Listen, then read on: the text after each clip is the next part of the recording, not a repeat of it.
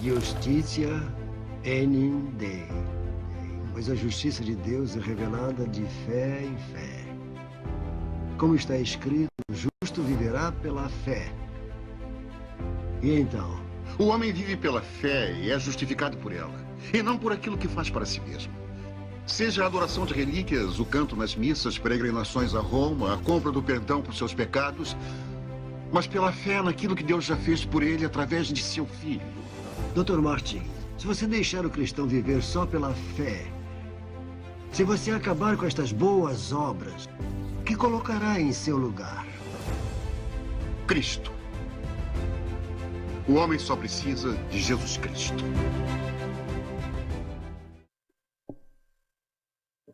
Boa noite, irmãos. Vamos orar então, primeiramente, depois eu me apresento para os demais e vamos meditar um pouco na palavra do nosso grandioso Deus. Senhor nosso Deus, nosso amado Pai, muito obrigado por mais um dia de vida, muito obrigado porque estamos aqui na tua casa, com o teu povo, ouvindo a sua palavra, Pai. Tudo aqui é por ti, Senhor, para ti e através de ti. Pedimos que o Senhor tenha misericórdia de nós mais uma vez e com toda humildade, com todo zelo e amor pela sua palavra, possamos sair daqui edificados e diferentes do modo que entramos. Perdoe, Senhor, nossos pecados e ilumine nossos corações e mentes nesse momento. Essa é a nossa oração com corações gratos e alegres, em nome de Cristo Jesus, nosso Salvador. Amém. Primeiramente, agradeço o pastor Enio pelo convite. E vou separar aqui uns breves minutos, pastor, para me apresentar, porque acho que nem todos me conhecem. Então, como já foi falado, meu nome é André. Não parece, mas eu tenho 27 anos. Eu sou membro da Igreja Batista em Vila das Belezas, uma igreja bem próxima da estação do metrô. Eu sou formado em teologia pelo Seminário Teológico Batista Mispá, que funciona também na igreja. E desde o final do ano passado eu voltei para o seminário para auxiliar na secretaria e também começando a dar algumas aulas no seminário. Nasci num lar cristão, num lar evangélico. Minha família tem pastores, plantadores de igrejas, evangelistas, mas filho de crente não é crentinho, como filho do peixe é peixinho. E muitas vezes a gente que nasceu num lar evangélico, num berço cristão, a gente aprende desde cedo a reproduzir alguns comportamentos e dar certas respostas, porque a gente sabe o que é certo. Então, rapidamente, a gente consegue reproduzir aquilo. E muitas vezes nosso coração está longe. E eu estou contando isso porque tem tudo a ver com o nosso tema, que é pela fé. Pela fé de cada um de nós em Cristo Jesus.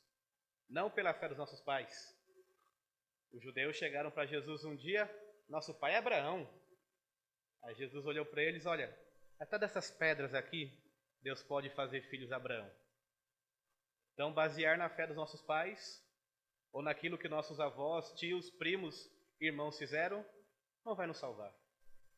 Salvação Cristo Jesus dá mediante a fé. E é sobre esse tema, sobre essa fé salvadora, que eu quero pensar com os irmãos essa noite.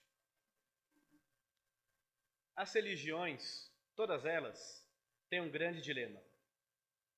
Porque Deus é bom, Deus é justo, Deus é santo, mas nós não somos.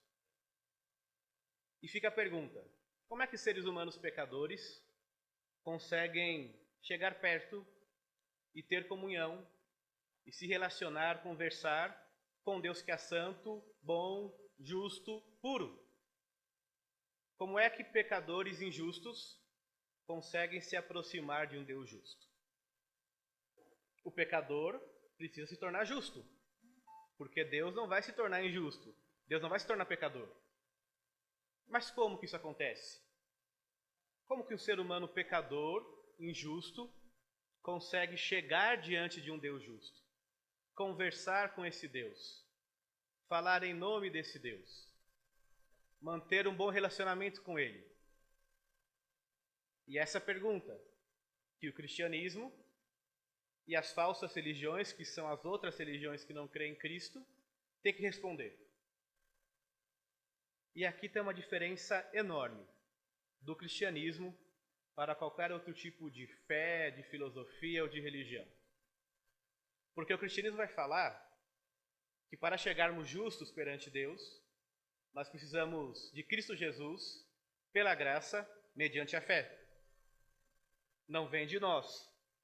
Não é uma coisa que eu realizo, mas uma coisa que eu recebo. Uma coisa que é imputada sobre mim, que eu recebo, que alguém chegou e colocou em mim.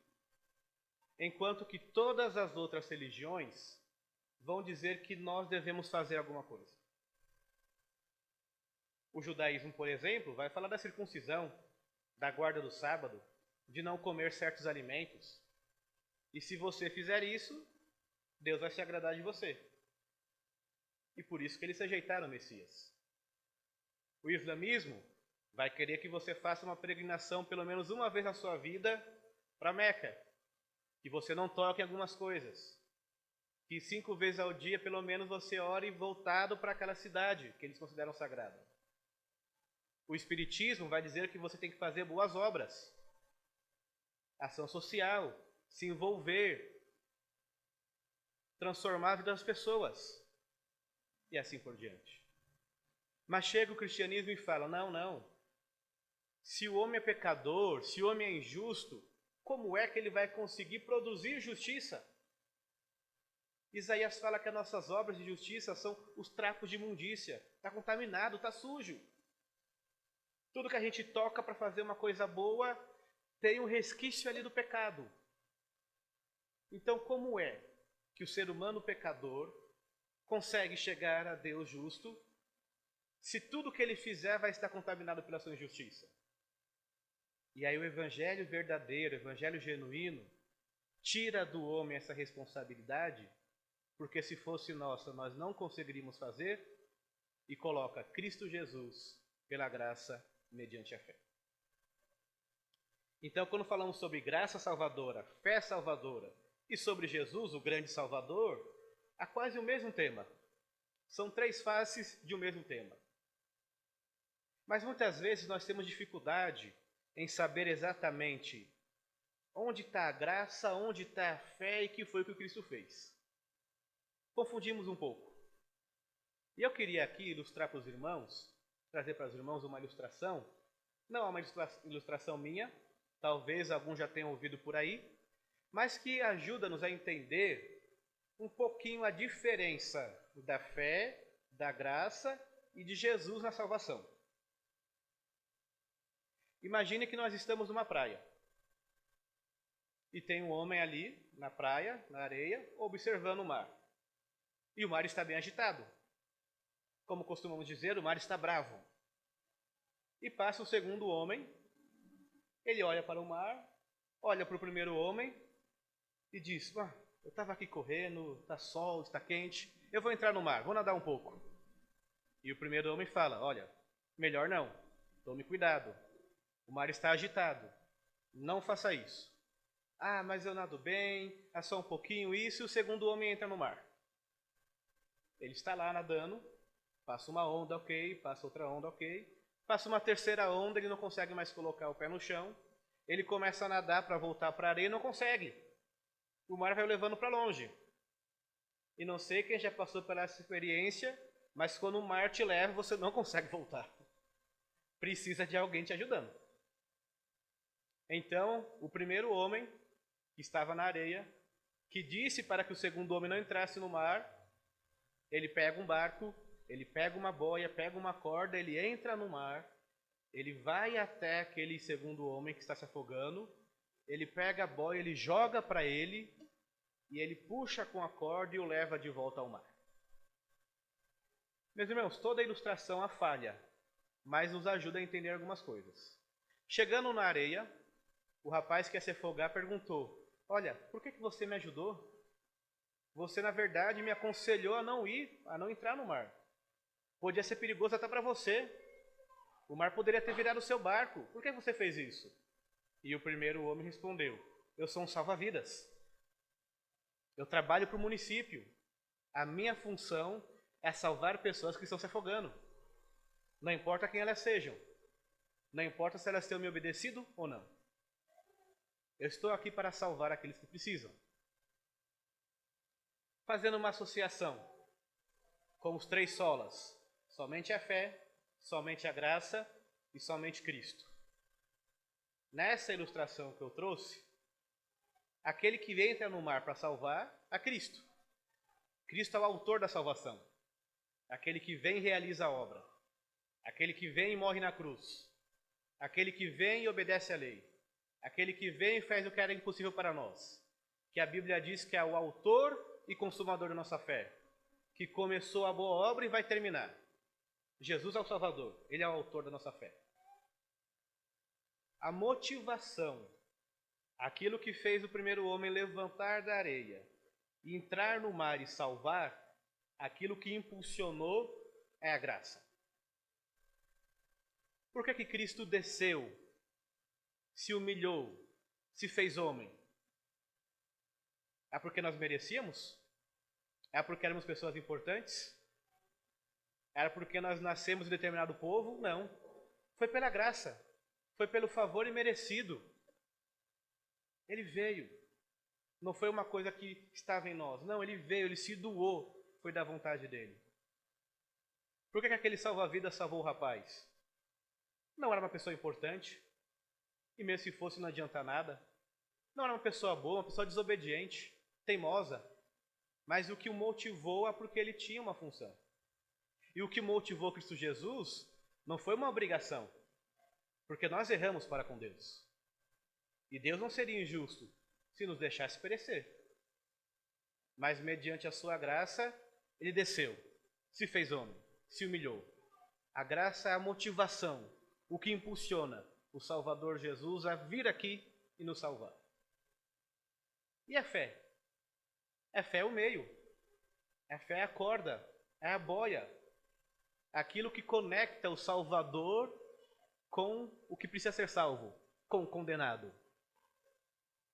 Não é o fato do condenado guardar o sábado. Não é o fato do condenado fazer uma circuncisão, se for um homem. Não é o fato do condenado dar esmolas. Não é o fato do condenado não comer carne de porco. Não é o fato do condenado não cortar o cabelo ou não deixar a barba crescer. Não é isso. É a fé. E a fé na Bíblia, ela vem sempre contrapondo as obras. Nós somos salvos pela fé para praticarmos as obras. Então Jesus é o Salvador, aquele que vem e realiza a obra. O que motiva ele? É a oração dos nossos pais? É o fato de sermos brasileiros? É o nosso dinheiro? Não, é a graça. O que motiva vem dele também. E como é que eu consigo me conectar com essa fé? Indo para a Aparecida do Norte? Dando uma volta num estádio de joelhos? Pagando promessa? Não, é fé. E Efésios nos diz que nós somos salvos pela graça mediante a fé, e isso não vem de vós, é dom, é um presente de Deus. E ele não pontua, não vem pelas obras, para que ninguém se glorie. E aí a gente consegue entender por que a Bíblia fala que vem dele a salvação. E que ele é o autor e consumador. Porque a gente não fez nada para receber a salvação. A única coisa que a gente pode ter feito é pecar. Então a gente merecia a condenação. Mas quando você olha as outras religiões, elas vão mandar você fazer alguma coisa. Não toque nisso, não toque naquilo. Vá para tal lugar. Faça um voto. Faça uma doação. Mas o evangelho genuíno, ele vem, ele tira todas essas obras e ele tira todos esses méritos. Por isso que é tão importante, e parabenizo os irmãos por estarem estudando os 5 solas, porque eles são a base da nossa fé. Existem diferenças entre os evangélicos, coisas difíceis de entender que cada um interpreta de um jeito. Mas quando nós falamos sobre a autoridade na igreja e sobre a salvação do homem, aí nós estamos unidos. E os 5 solas é a base, ao essencial da nossa fé. Porque se você mexe na fé, na graça ou em Cristo, tem algum problema aí. Cristo vai perder o foco e o foco vai ser direcionado para alguma outra pessoa. Isso está errado. E como foi que há um pouco mais de 500 anos atrás, no período da Reforma, que esses 5 solas foram desviados? foram deturpados. Qual que era a visão da Igreja Católica Romana naquela época? Porque nós vimos que toda religião vai responder de uma maneira diferente daquilo que o verdadeiro Evangelho fala. Então, como foi naquela época? O que havia de heresia? O que havia de errado ali naquele período? Que incomodou os reformadores? O problema do romanismo naquela época, do catolicismo daquela época, e do catolicismo até hoje, não está necessariamente na fé, na graça ou em Cristo. Está no somente. Porque o católico vai dizer que a fé é o meio da salvação, que a graça é a motivação da salvação, e que Cristo é o motivador, mas eles vão negar o somente. E quando nós falamos de sola fide, ou somente a fé, estamos falando que o homem é justificado somente pela fé. Como é que o homem justo vai aparecer diante de um Deus justo? Ele vai ser justificado somente pela fé. E qual que era a ideia do catolicismo romano? E que está até hoje, mas com outras formas, com uma outra roupagem. O catolicismo acreditava, e acredita até hoje, que quando você nasce, qualquer pessoa nasce pagã. É um pagãozinho.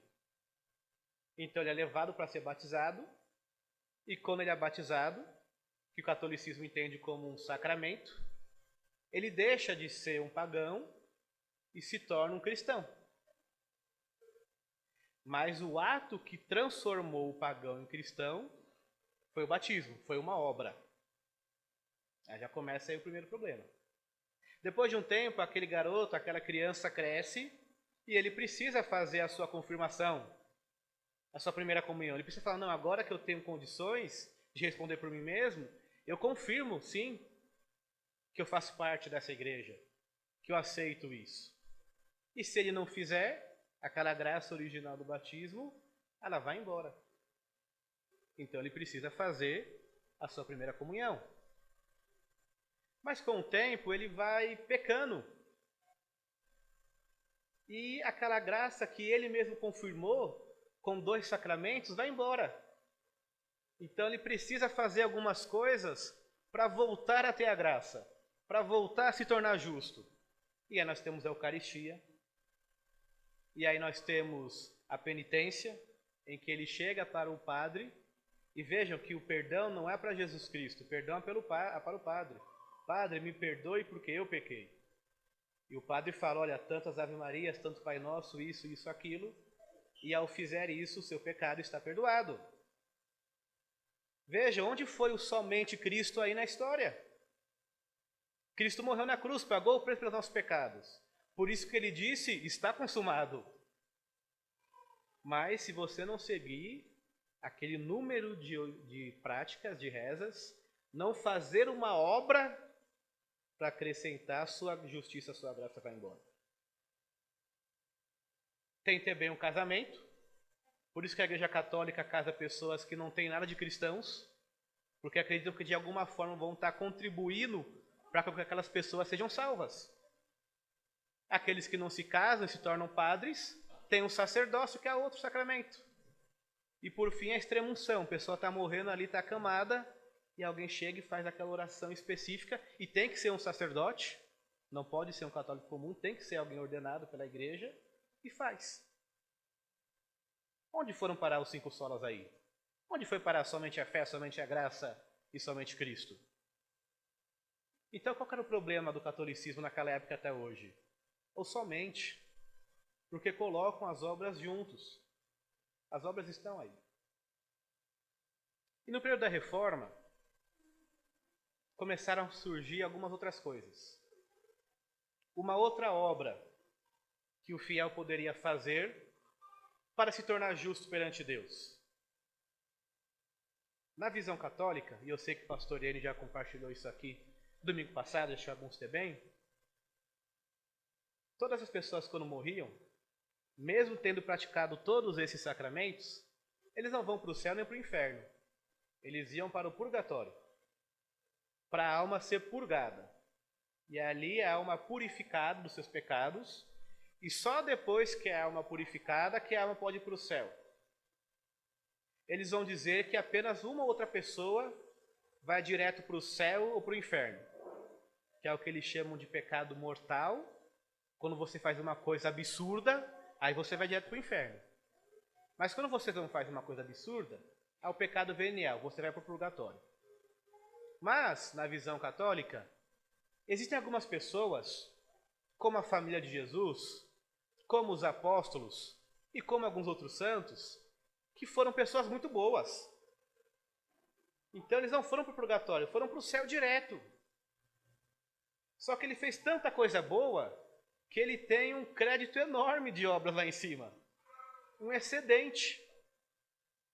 Então tiveram a ideia de que com a autorização do Papa, que para eles é representante de Deus na Terra, eu pego um pouco das obras de Pedro, de Tiago, de alguma dessas pessoas e transfiro para você. E como é que eu faço isso? Dá uma oferta. E aí eu te faço uma carta, uma indulgência, dizendo que o pastor Enio fez isso, isso, isso, e ele recebeu um mérito, ele recebeu uma parte das obras. Um sistema de crédito ou débito. Isso eram as famosas indulgências. E olha só que interessante, olha só que legal. Você não pagava apenas por você, mas também pelos seus parentes, pelos seus amigos. Então você conheceu o Evangelho, mas seus parentes não. O que você faz? Você paga para que o Papa, com autorização divina, pegue as obras de quem está no céu e coloque para os seus parentes. Olha só que maravilha. Eu consigo salvar a pessoa mesmo que ela tenha morrido incrédula. Basta eu contribuir. Isso era indulgência. E esse foi o grande estopim para a Reforma Protestante. Havia até uma musiquinha que os vendedores cantavam quando anunciavam as indulgências.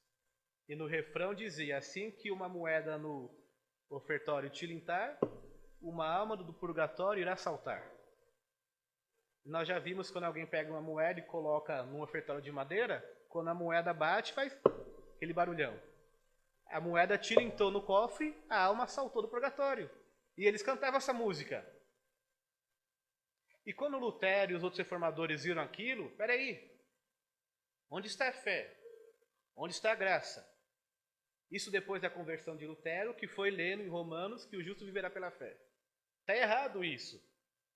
Ô Lutero, você pode falar o que você quiser, mas o Papa está mandando fazer isso. E se o Papa falou, na visão católica, está falado. Não, então tem alguma coisa errada com o Papa, porque ele está falando uma coisa e a Bíblia fala outra.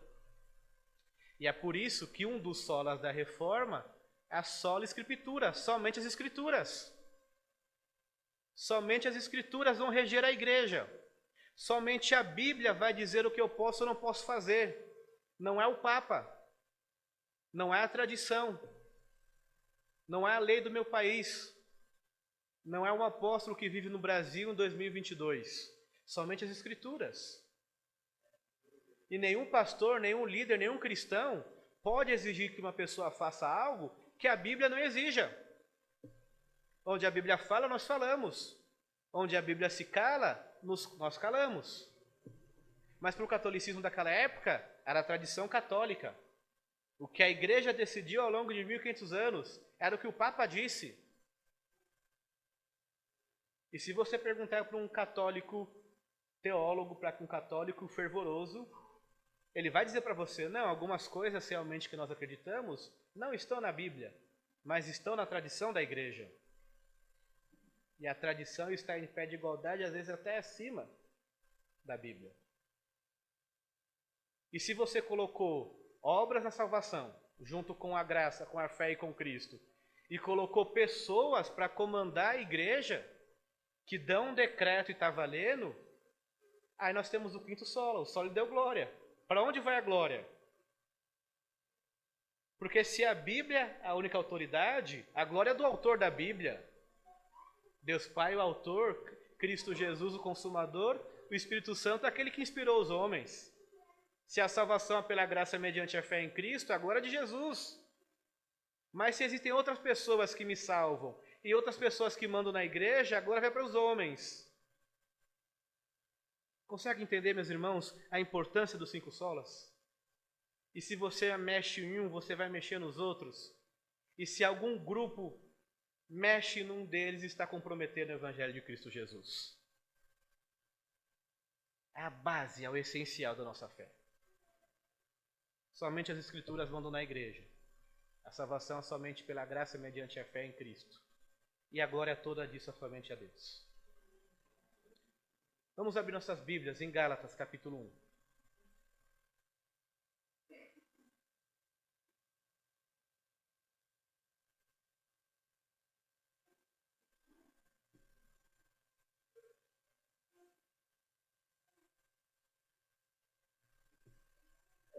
Quero ler 2 passagens do livro de Gálatas. Uma no capítulo 1, outra no capítulo 2.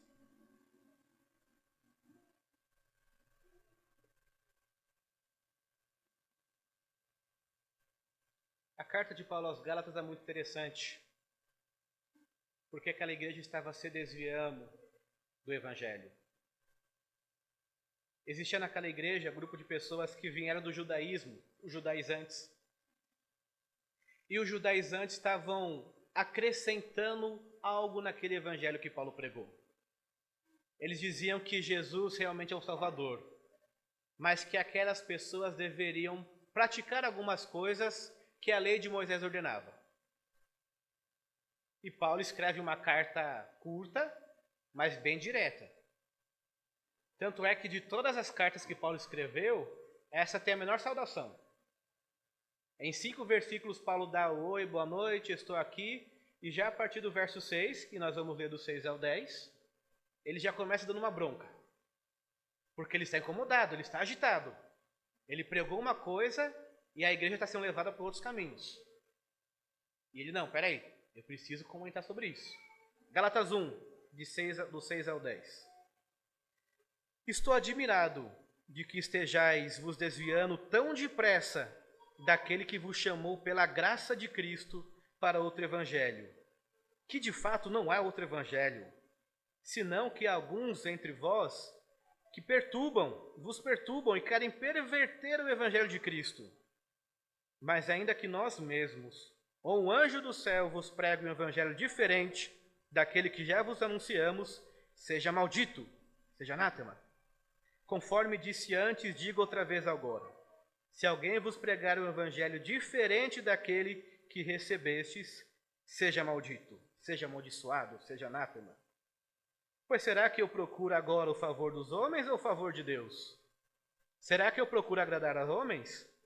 Se estivesse ainda agradando a homens, eu não seria servo de Cristo. É assim que começa a carta. Paulo chega, boa noite, Paulo, boa noite, eu estou admirado com você. E já vem a bronca.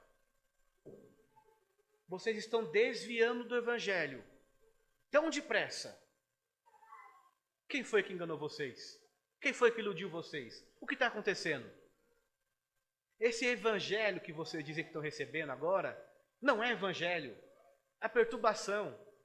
Homens que não têm nada a ver com a gente, homens que não são fiéis, que não honram a Deus. E aí Paulo faz uma das afirmações mais famosas da Bíblia. Ainda que um anjo apareça perante vocês e pregue um evangelho diferente, seja maldito, seja falso, seja amaldiçoado. E aqui, meus irmãos, mais uma vez a diferença do evangelho genuíno para seitas. Como que surgiu o Espiritismo?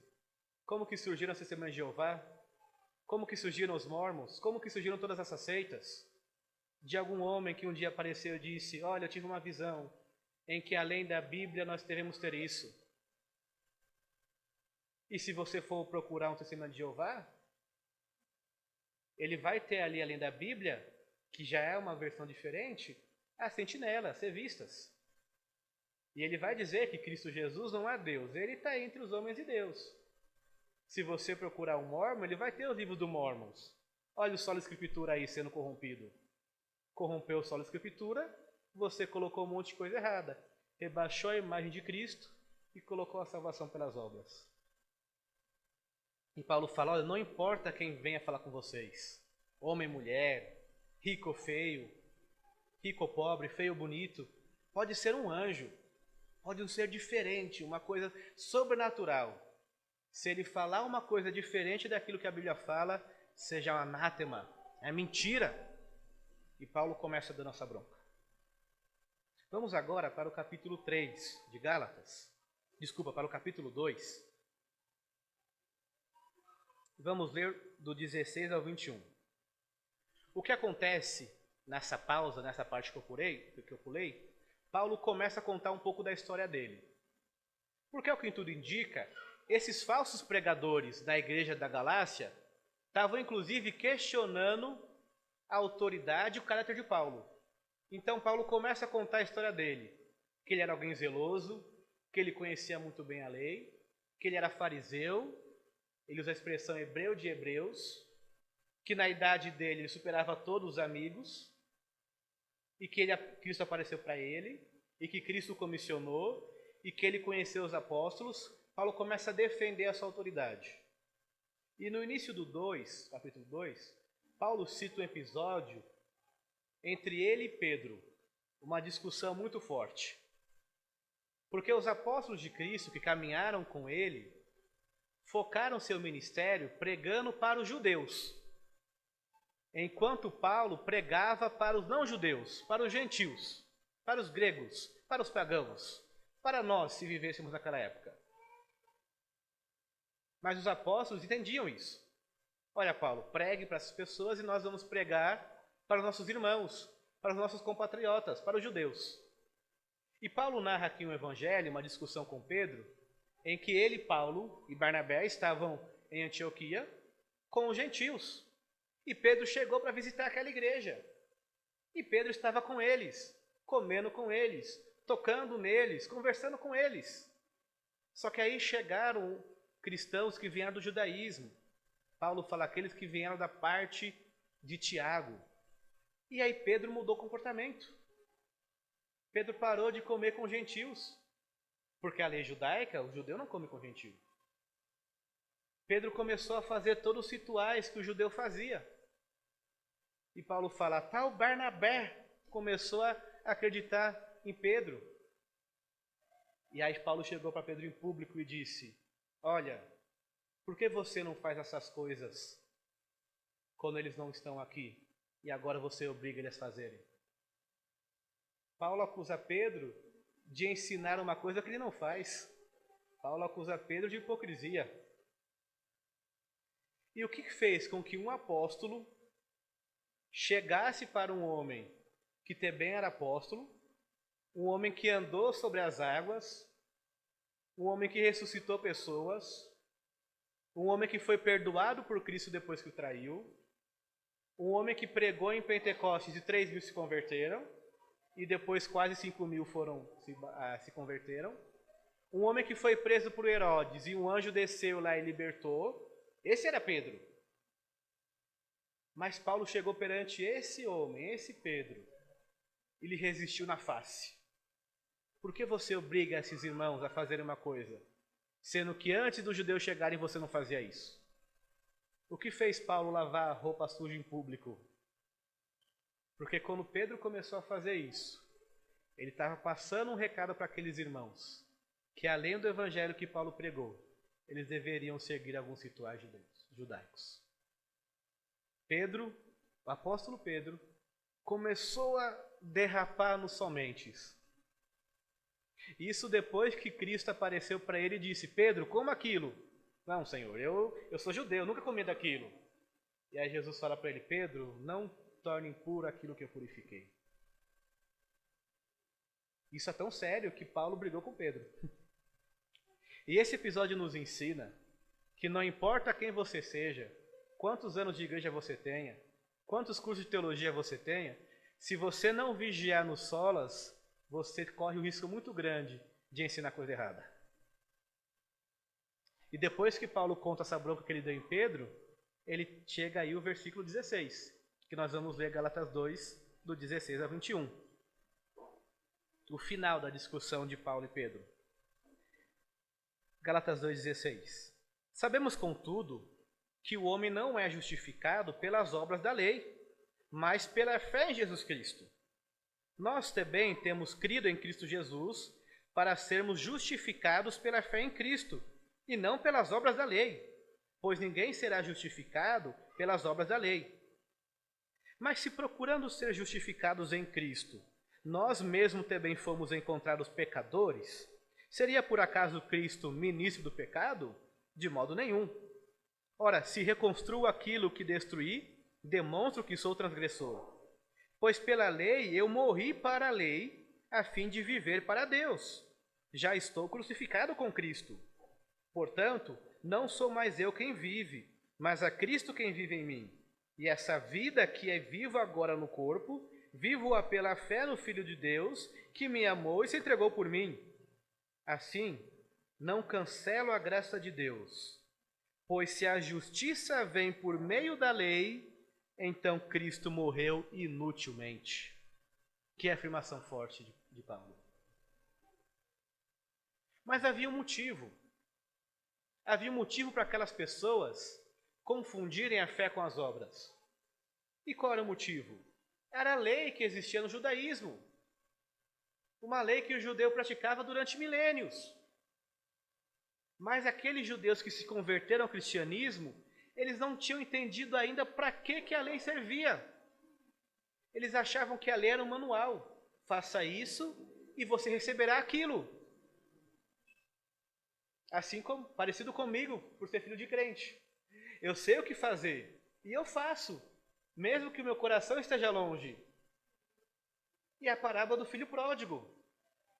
Quando volta aquele filho pecador que gastou a herança do pai, e o pai restaura e perdoa, o filho mais velho fica irado. Pai, eu estou aqui com o senhor tanto tempo, tantos anos, trabalhando, servindo, me esforçando, e você nunca matou aquele animal para mim, você nunca fez isso para mim. Aí o pai olha para ele, de onde veio isso? Filho, tudo que eu tenho é seu. Filho, pega um animal, mata, faça. Mas para aquele irmão mais velho, servir o pai tantos anos, não era servir de coração quebrantado, era servir por obrigação, por medo. E essa parábola, ela vem no contexto, quando alguns judeus, autoridades da lei, veem Jesus comendo com um monte de pecador, com cobrador de imposto, que trabalhava para Roma, com pessoas de má fama, pessoas que tinham brigas no casamento, pessoas com um monte de problema. E eles entenderam muito bem o recado de Jesus. Ó, essas pessoas aqui, ó, elas sabem que são pecadoras, por isso estão aqui. Vocês se acham obedientes? Vocês obedecem por obrigação. Vocês estão na casa do Pai, com o coração longe do Pai. E essa é a mentalidade que o judeu leva até hoje. E por isso que não reconheceu Jesus como Messias até hoje. A lei não era um manual. Faça isso e você receberá aquilo. Não é uma troca. Porque Deus é o Deus do ouro e da prata, é o Deus da vida, da saúde. O que eu vou oferecer para Deus? Não tenho o que oferecer. E quando nós vamos para Romanos 3, não precisa abrir, Paulo descreve o pecado do homem, e depois Paulo fala, todos pecaram e estão afastados da glória de Deus. E aí Paulo começa a descrever o pecado do homem, e depois Paulo fala que a lei veio para que toda a boca se cale perante Deus. E Paulo nos ensina que todo homem é indesculpável perante Deus. Ou seja, eu estou vivendo a minha vida tranquilamente, não sou cristão. Mas aí eu me deparo com a lei de Deus, que fala que matar é errado, que adulterar é errado, que mentir é errado. E aí eu percebo que eu sou pecador. E aí Paulo fala que toda a boca se cale. Ninguém vai conseguir se justificar perante Deus. E aí quando eu vejo que eu não consigo cumprir a lei de Deus, o que eu faço? Eu preciso de um Salvador. Alguém precisa cumprir essa lei no meu lugar. E é esse tema que Paulo desenvolve em Gálatas. E quem é essa pessoa que vai cumprir a lei em nosso lugar? Jesus. Jesus obedeceu a lei, coisa que nós não obedecemos. E Jesus na cruz trocou de lugar conosco. Ele recebeu a punição pelos nossos pecados, porque sem derramamento de sangue não há perdão para os pecados. E nós recebemos a sua justiça, por isso que nós somos justificados. Então eu olho para a lei, eu não consigo cumprir aquilo. Preciso que alguém me salve. Cristo Jesus veio e salvou. Tirou a condenação. O que eu faço agora? Eu olho para aquele que me salvou e tento obedecê-lo. Andar como ele andou. Copiar o seu jeito de viver. Tudo aquilo que ele fez eu faço. Tudo aquilo que ele mandou fazer eu faço. E eu sigo aquele que me salvou. Eu sigo aquele que me resgatou. Ou seja, a nossa obediência a Deus é uma consequência da salvação e não uma causa da salvação. Nós obedecemos a Deus porque nós fomos salvos e não para sermos salvos. Enquanto que as outras religiões obedeça para você ser salvo. Quem aqui nunca ouviu na escola, no trabalho, na faculdade, na TV, alguém dizendo, olha, o cristianismo ameaça as pessoas, porque se você não obedecer a Deus, você vai para o inferno. Não, não é isso que o cristianismo fala. O cristianismo fala o seguinte, você já está no inferno, mas Cristo veio e cumpriu a lei para que você saia do inferno e consiga obedecê-lo. E mesmo quando você tropeça depois de salvo, você tem um advogado perante o Pai, Jesus Cristo justo. É esse o evangelho, da libertação, não do medo. E a nossa obediência é uma obediência sincera, de coração. Uma obediência humilde. Porque se eu tenho que obedecer para ser salvo, a nossa obediência fica por méritos. E aí se eu conseguir obedecer meu vizinho não, eu sou melhor do que ele. É como se fosse um jogo, eu venci. E é por isso que muitos judeus, diante de Jesus, eram desmascarados com seu orgulho, com sua arrogância. Vamos ver alguns exemplos. Tão importante é isso. Nós vimos então que uma má compreensão da justificação pela fé leva as pessoas à escravidão. As seitas colocaram um monte de coisa no caminho. O catolicismo colocou indulgências, sacramentos e o Papa. O judeu colocou a prática da lei. Então vamos ver alguns exemplos na Bíblia de pessoas que não entenderam a justificação pela fé e vamos fazer uma ponte com algumas coisas que acontecem até hoje no nosso meio. Vamos lá? Vamos lá para Lucas, capítulo 13.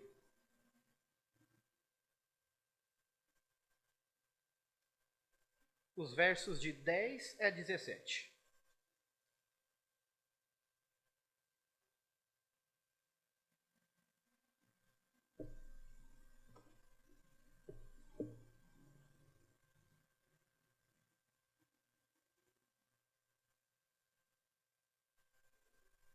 Jesus cura uma mulher no sábado. Lá em Gênesis, quando Deus criou o mundo, no 7º dia ele descansou. Em Êxodo, quando aquele povo sai do Egito, um povo que foi escravo durante muito tempo, eles recebem uma lei que o 7º dia, que é o sábado, seria um dia de descanso. Porque eles precisavam dessa lei, porque eles foram escravos. Escravo trabalha todo dia, toda hora. E ali Deus falou, olha, vocês vão se tornar uma nação, um povo, um país. Vocês precisam se organizar. Um dia da semana vocês vão descansar. Vocês não sabem o que é isso porque vocês eram escravos, mas vocês vão descansar um dia. Era quase uma CLT do povo hebreu. Descansem um dia. Em Deuteronômio, a ordem é a mesma. Peguem um dia para vocês descansarem. Você e o seu servo, você e o estrangeiro, até os animais, até a terra precisa descansar. Se você ficar o tempo todo ali, o solo vai ficar infértil. Então, qual que era a ideia? Era para que as pessoas descansassem um dia. Porém, o judeu achando que ao cumprir a lei, ele ganharia o favor de Deus, ele pegou esse dia de descanso e transformou num dia de escravidão. Ao ponto que Jesus teve que ensinar para eles, o sábado foi criado para nós, e não nós para o sábado. E eu sou o Senhor do sábado. E veja um exemplo disso. Lucas 13, os versos 10 a 17. Jesus estava ensinando numa sinagoga no sábado. E estava ali uma mulher que tinha um espírito que lhe causava enfermidade já por 18 anos. Espírito imundo, possessão. Ela andava encurvada e não conseguia endireitar-se de modo algum. Vendo a Jesus, chamou e lhe disse, mulher, está livre. e ela se endireitou na mesma hora e passou a glorificar a Deus. Veja, meus irmãos, uma mulher de 18 anos, oprimida por Satanás, andando encurvada, sofrendo. E Jesus curou. Agora vejam a reação, não de um judeu comum, do chefe da sinagoga, de uma autoridade, de um mestre, de um doutor na lei, de um diretor de seminário da época. Então o chefe da sinagoga, indignado por quê? Porque Jesus havia curado no sábado. Tomando a palavra, disse à multidão: há 6 dias em que se deve trabalhar, então vinde nesses dias para ser curados e não no dia do sábado. Loucura! Olha que loucura que está acontecendo. Uma mulher que há 18 anos andava enferma, oprimida, liberta. E o chefe da sinagoga, uma autoridade, fala: está errado, venham ser curados nesses outros dias. Sábado não há dia de cura, sábado não há dia de libertação, sábado não há para isso. Mas vejam, quando a Bíblia fala do sábado lá atrás, é só para você descansar. Porque se você trabalhar sem descanso, uma hora você vai ter que ser forçado a parar. Seu corpo não aguenta. E esse dia de descanso virou escravidão. Esse era o chefe da sinagoga.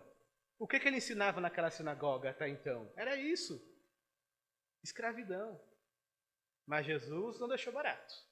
Por quê? Porque Jesus, assim como Paulo, sabia que a justificação pela fé é uma doutrina essencial. Então a resposta de Jesus no verso 15. O Senhor, porém, lhe respondeu: hipócritas! Assim como Paulo falou para Pedro. No sábado, cada um de vós não desprende da estrebaria o seu boi ou jumento para levá-lo a beber? E esta filha de Abraão, a quem Satanás mantinha presa por 18 anos, não deveria ser solta dessa prisão no dia de sábado? E dizendo ele essas coisas, todos os seus adversários ficavam envergonhados, e todo o povo se alegrava por todas as coisas gloriosas que ele fazia. Jesus fala: presta atenção, seu falso. Vocês dão comida para os animais de vocês. Essa moça, sua irmã, filha de Abraão, povo do seu povo, sangue do seu sangue. Os pais dela adoram o mesmo Deus que os seus. E ela não pode ser liberta, mas você pode alimentar o seu animal? Que loucura é essa? Quem é você? E aquela lei que deveria ser de descanso para o povo se tornou uma escravidão. E até hoje tem grupos que, ao invés de descansarem na graça de Deus, eles usam a graça de Deus para escravizar as pessoas.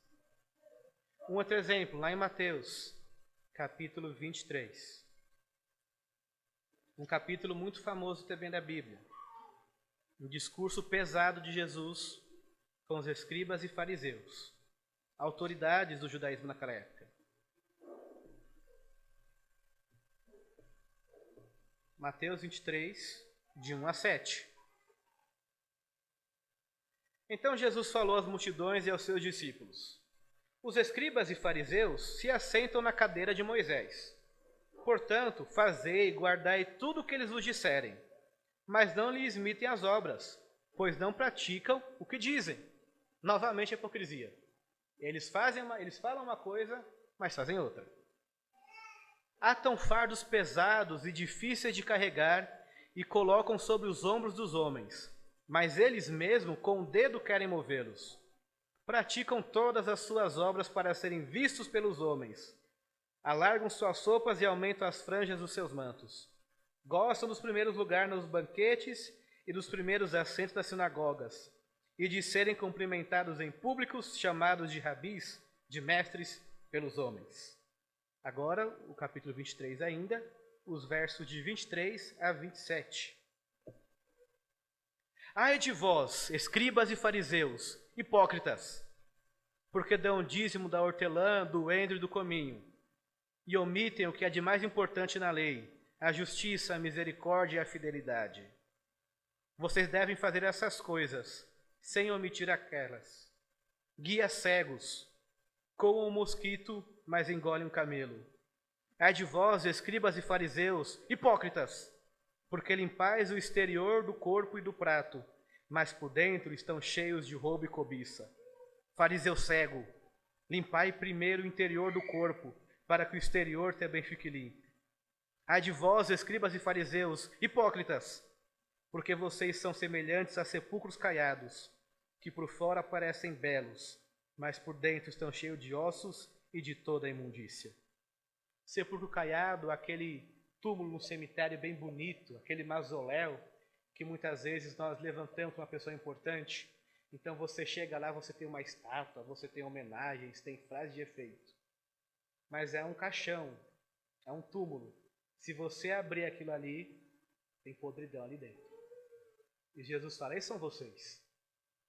Com roupa bonita, nos primeiros lugares, falando um monte de coisa por aí. Mas o coração de vocês está morto, está podre. E como essas coisas de pessoas que não entenderam a justificação pela fé somente, se refletem até os dias de hoje. Os fardos pesados e a criação de normas estão no nosso meio. Existem igrejas, por exemplo, que você não pode pintar o cabelo. Existe igreja que eu não poderia pregar porque eu uso barba.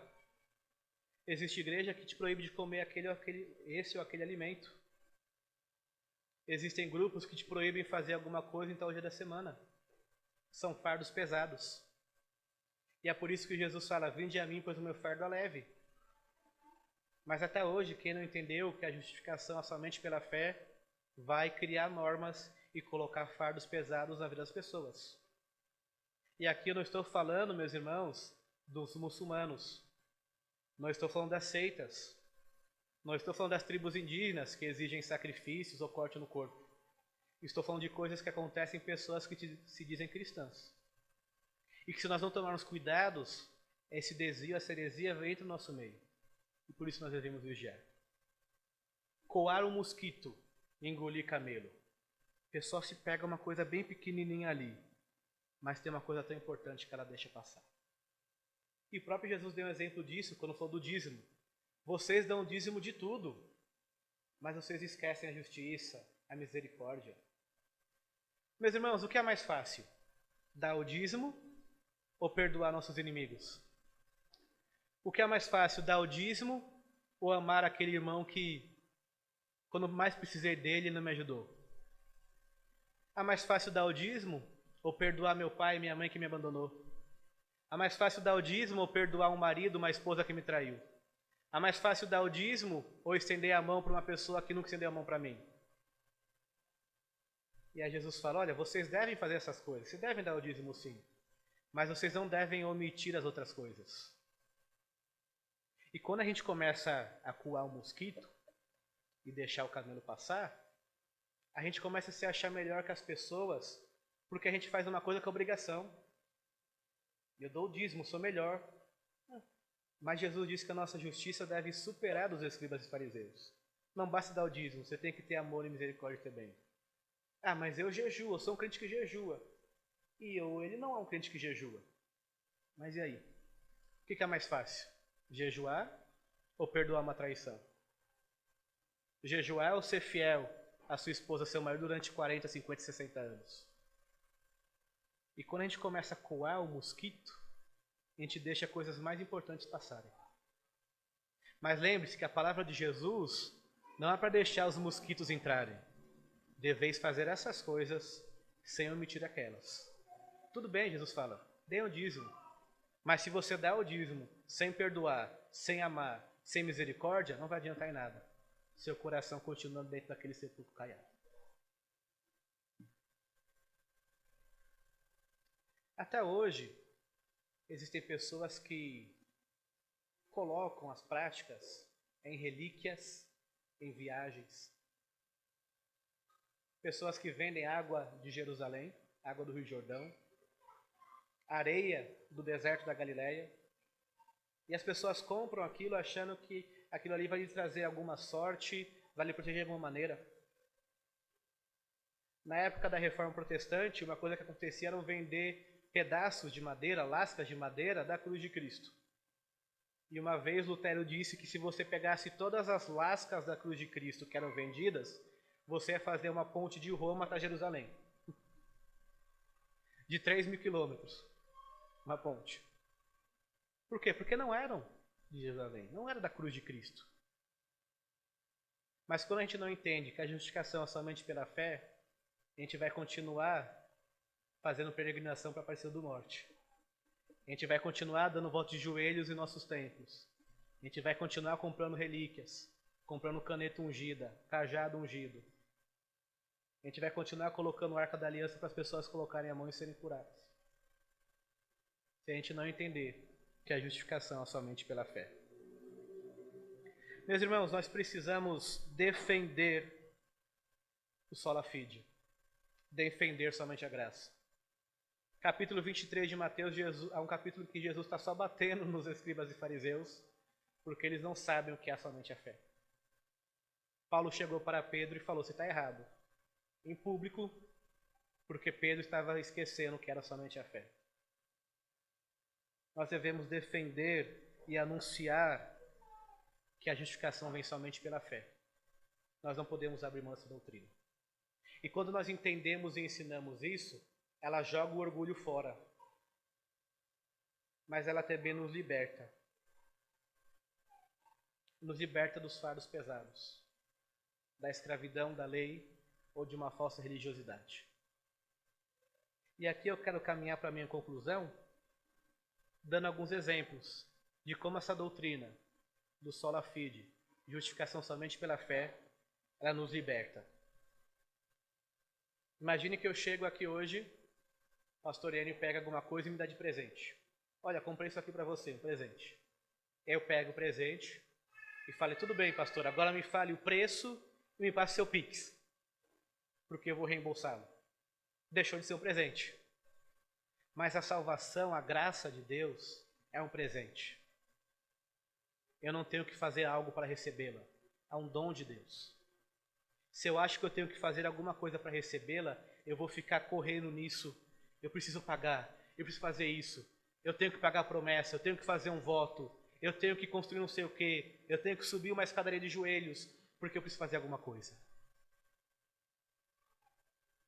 Se para agradar a Deus, eu precisasse, por exemplo, agradar um amigo meu, quando é que eu ia saber que eu agradei o suficiente? Eu teria que falar com ele todo dia? Por vídeo, por áudio, por mensagem? Eu teria que escrever uma carta? Eu teria que dar um presente? E eu ia começar a ficar preocupado com isso, porque eu não sei quando é que eu agradei o suficiente. Só que teve um dia que eu não amanheci muito bem, teve um problema em casa, depois no trabalho, eu esqueci. E aí eu chego e fico: eu fiz coisa errada. Eu não agradei a Deus hoje. Eu não fiz as minhas obras hoje. Eu não orei voltado para Jerusalém hoje. E aí eu fico desesperado. Porque eu tenho que fazer com minhas próprias mãos e eu não consigo. E aí eu começo a me sentir escravo. Pesquisando aqui para esse estudo, eu vi um vídeo de um pastor falando numa igreja. E ele perguntou: algum de vocês, em algum momento, não quis ir domingo na igreja porque durante a semana fez alguma coisa que se arrependeu? E aí depois você pensou: não, na semana que vem eu vou caprichar, porque aí no outro domingo eu vou. Essa é a escravidão de quem não conheceu que a justificação somente pela fé. Ela vai nos escravizar. Porque quando a gente olha para a lei, se nós pensarmos na lei exterior, não é impossível cumpri-la. A maioria das pessoas vai passar anos aqui na vida, aqui na terra, e não vai matar ninguém. A maioria das pessoas não vai matar ninguém, tirar a vida literalmente. Mas quando Jesus vem, ele fala o seguinte: olha, se você desejou o mal do seu irmão, você já é um assassino. Olha, talvez você nunca tenha ido para um motel adulterar, mas se você cobiçou alguém no seu coração, você já é um adúltero. Quando Jesus explica que a lei não é só exterior, mas também interior, a gente percebe: eu não consigo cumprir. Eu não consigo cumprir. Mas quando eu entendo que a justificação é pela fé, ou seja, Cristo cumpriu a lei no meu lugar, aí eu sou liberto disso. O cristianismo verdadeiro está dizendo: eu fiz tudo. A Jesus dizendo: eu fiz tudo, está consumado. Venham a mim cansados, sobrecarregados, doentes, sedentos, enfermos. Eu paguei o preço por vocês. Eu comecei a boa obra. Eu vou terminar a boa obra. O meu fardo é leve, é suave, é brando. Venham para mim. Eu sou o sacerdote. Eu sou o exemplo. Eu sou o advogado. Venham para mim. Eu que vou torná-los justos. Não é você. Eu vou tornar você justo. Eu fiz tudo. Está consumado. É isso que a justificação somente pela fé nos ensina. Em Cristo Jesus, Deus fez tudo. Descansemos nessa verdade. Meus irmãos, vamos orar mais uma vez. Pedimos que Deus nos ajude a entender e a viver a justificação somente pela fé.